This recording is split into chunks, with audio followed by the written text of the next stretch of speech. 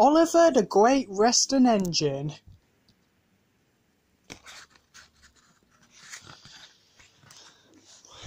This is a story about Oliver the Great Western Engine. His owner didn't want him anymore, and he was going to be turned into scrap. Then someone came to the rescue.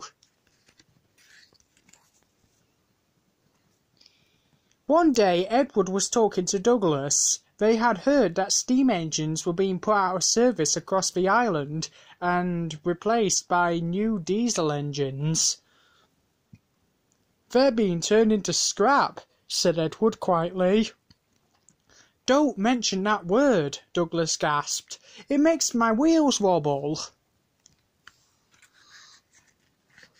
"I agree," replied Edward, "but the Fat Controller says he will make sure there are always steam engines on his railway." "I'm glad we work for the Fat Controller," smiled Douglas. That night Douglas was still working. He had taken the midnight goods train to a station at a faraway part of the island where only the diesels worked.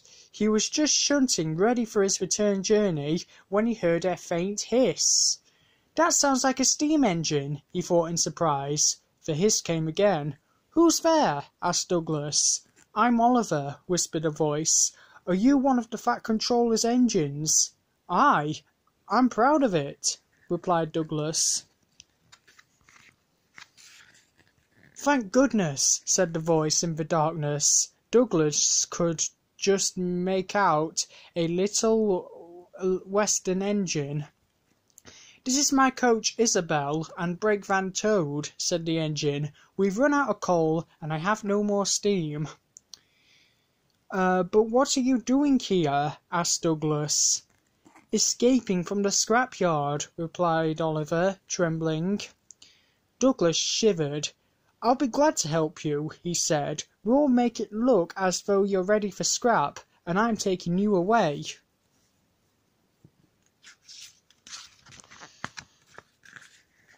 The driver and fireman agreed to help too.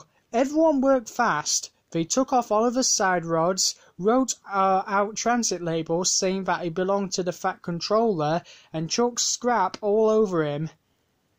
"No time to turn around," panted Douglas. "I'll have to run backwards." Douglas and Oliver started out on their journey, but before they could leave the station, they were stopped. "Aha!" exclaimed the foreman, shining his torch at Oliver. "A Great Western engine!" His light flickered further back. "With a western coach and a brake van. You can't take these." "But they're all for us. See for yourself," exclaimed Douglas's driver. Douglas's driver showed him the transit labels. Oliver and Douglas hardly dared to breathe. The foreman looked all over Oliver. "Seems in order. You can go, driver," he said. "Phew, that was a near thing," puffed Douglas. "We've had worse," smiled Oliver. "We were nearly caught getting here and had to ride on an old quarry branch for 3 days. I was very frightened." "I'm not surprised," replied Douglas, and they forged ahead. It was daylight when their journey ended.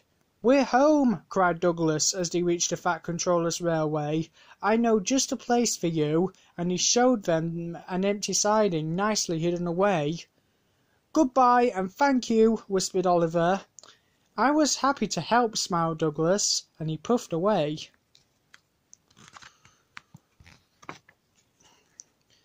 Back at the shed, Douglas told the other engines all about Oliver. They were very excited and agreed that something must be done for him. "The Fat Controller will have to know," said James. "Douglas should tell him at once," added Gordon firmly. "Well, here I am," said a cheerful voice. "Now, what's all this about?" It was the Fat Controller. The engines were silent. "Beg pardon, sir, but we do need another engine," said Duck quietly at last. Yes, sir, a steam engine, sir, said Gordon. We do indeed, replied the Fat Controller, but I'm afraid that unless one is safe from scrap, there's little hope.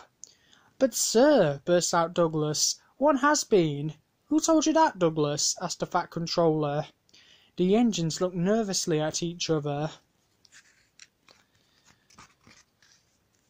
Sir, I saved him, muttered Douglas. You saved a steam engine? Exclaimed the Fat Controller. I want to hear everything. So Douglas told him all about how he had rescued Oliver, Isabel and Toad from the scrapyard. When he had finished, the Fat Controller smiled. I'm proud of you, Douglas, he said. Oliver, Isabel and Toad are just what we need for Duck's branch line. Thank you, sir, replied Douglas, and all the engines cheered. The Fat Controller soon had Oliver, Isabel and Toad mended and painted in full Great Western colours. They are very happy on Duck's branch line.